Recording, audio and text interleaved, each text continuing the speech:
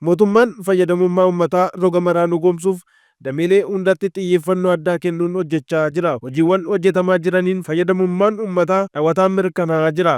Kanneen keessaa hojiin waliin gahinsa bishaan dhugaatii qulqulluu isa ijoodha. Gareen hooggansa ogeeyyii miidiyaa fi kominikeeshinii imala mootummaa naannoo Oromiyaa gama fayyadamummaa bishaan dhugaatiin godinaalee Arsii Lixaa, magaalaa Nageellee Arsii, Shaashamannee akkasumas godina Baalee magaalaa Roobee, godina Arsii magaalaa Dodolaa, Hasaasaa fi Asallaatti hojjetaman daawwataniiru. Daawwannicha irratti hoogganaan ittaanaa biiroo kominikeeshinii Oromiyaa obbo Isheetuu Sirneessaa kaayyoon inisheetivii imala miidiyaa biiroo kominikeeshinii Oromiyaan bocame wal hubannaan gaarii uummataa fi mootummaa gidduutti akka jiraatu ta'uu himaniiru. Imala miidiyaa kan jedhu kun inisheetivii biiroo kominikeeshinii Oromiyaa keessaa isa tokkodha. Inisheetiviin kun qindoomina biiroolee garaagaraa wajjinidha kan inni hojjetamu. Inisheetivii marsaa kanaatiin imala mootummaa naannoo Oromiyaa gama fayyadamummaa bishaan dhugaatiitiin uummata naannichaatiif taasisaa jiru kan itti daawwannedha. Kan daawwanne godinaalee sadii Arsii Lixaa magaalaa Shaashamannee, Baalee magaalaa Roobee, godina Arsii magaalaa Sallaaf naannawaa ishee Dodola dabalateeti kan ilaalaa turre. Akka waliigalaatti godinaaleen kun marsaa kanaan maaliif filatamanii kan jedhu godinaalee kana keessa yeroo baay'ee komeen gama walgeetti bishaan dhugaatiitiin yeroo garaagaraatti ka'aa jechuudha. Sana xiyyeeffannaa addaatti kennee mootummaan naannoo Oromiyaa uummati kun bishaan dhuguu qaba, komeen kun xiqqaachuu qaba kan jedhuun hojii bal'aa hojjetaa tureera. Sanaan iddoo baay'eetti rakkoon bishaan dhugaatii kun hiikameera jechuudha.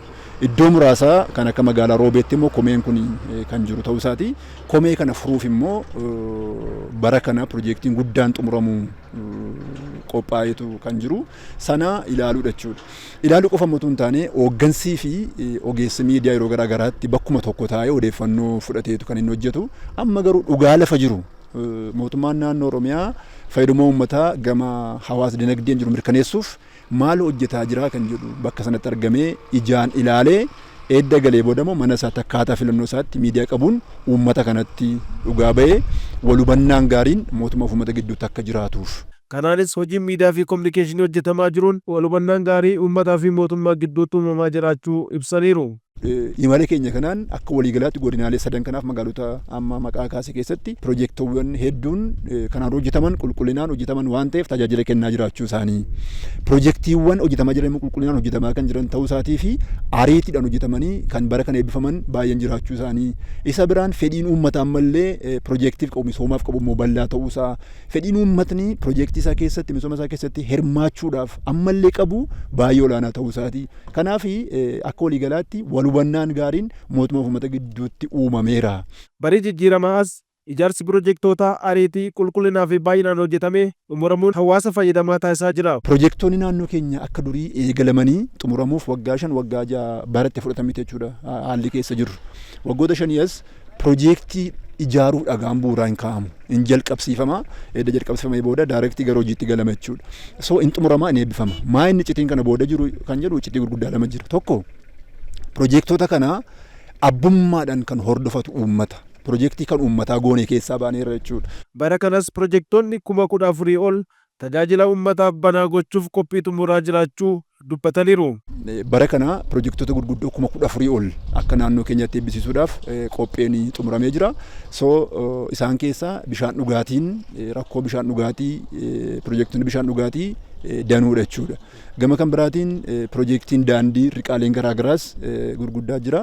Kanaaf akka waliigalaatti komee uummata naannoo kana hiikuuf fayyadamummaa uummataa gama hawaasa dinagdeen jiru kana mirkaneessuuf mootummaan naannoo Oromiyaa karoora imala badhaadhinaa waggaa 5 waggaa 10 jedhee qoqqoodeetu kan hojjetaa jiru. Hooggantoonni miidiyaa daawwannicha irratti argamanis mootummaan gaaffii uummataan deebisaa jiraachuu himaniiru. Keessumaa naannoowwan komiinitti baay'atu. Dodolaa yoo fudhanne gara Roobee kanas yoo fudhanne iddoo komiin bal'aan itti jiru yeroo baay'ee uummanni bishaan dhabne jedheettiin rakkatu amma garuu qaqqabaa jiraachuu isaa waan argine qabna. Dhiyeessiin isaa dabalaa jiraachuu isaa waan argine qabna. Piroojeektiiwwan gurguddoonis kan abdii uummatatti horan yoo hojiitti galan keessumaa kan Baalee Roobee yoo laalle dhugumaan yoo hojiitti galee qabatamaan bishaan sana kennuu eegale uummata baay'eedhaaf abdii kan ta'udha. Rakkoo baay'ee kan furudha. Dhiyeessii bishaanii kana yeroo dheeraadhaaf gaaffii kan ture sana deebisuu kan danda'u ta'uusaa argine. Mootummaan gama kanaan gaaffii uummataa deebisuudhaaf gaaffii hanqina bishaanii gaaffii bishaan dhugaatii uummataa deebisuudhaaf hojjetaa jiru kun baay'ee gaariidha, waan dinqisiifamuudhaan jedha. Rakkoowwan amma kanaan dura jarkaanii baay'ee tarraa'ee deemuu Shaashamanneetti argita iskoomen. Yeroo gabaasaa turres kan nuti hubataa deemne Shaashamannee dhaqxeennan jarkaanii keelloon kun diriireetan inni dhaabbatu. Inni sun garuu har'a hin jiru. Naannoo Shaashamanneetti piroojeektiin bishaan dhugaatii nuyi argine baroota hedduuf mootummaa jijjiiramaan duratti harkifatee rakkoo bulchiinsa gaarii bara dheeraa ta'ee ture. Furuuf mootummaan ejjennoo fi kutannoonni qabatee socho'aa jiruun yeroo ammaa kana sadarkaa hawaasa bishaan obaasuurra qaqqabee haalli inni jiru haala baay'ee gaarii fi haala baay'ee nama gammachiisu. Dhaabbileen tajaajila bishaanii sadarkaan jiran aangoo fi labsiin isaaniif kenname bu'uureffachuun of danda'anii madda galii argamsiisuun hojii fakkeenyummaa gaarii babal'achuu qabudhas jedhaniiru. Dhaabbileen tajaajila bishaan dhugaatii kun kanaan dura callisanii bajeta mootummaa qofa kan eeggachaa turan jira. Suphaaf waan adda addaa fi tajaajila adda addaaf bajeta mootummaa kan eegaa turantu jira.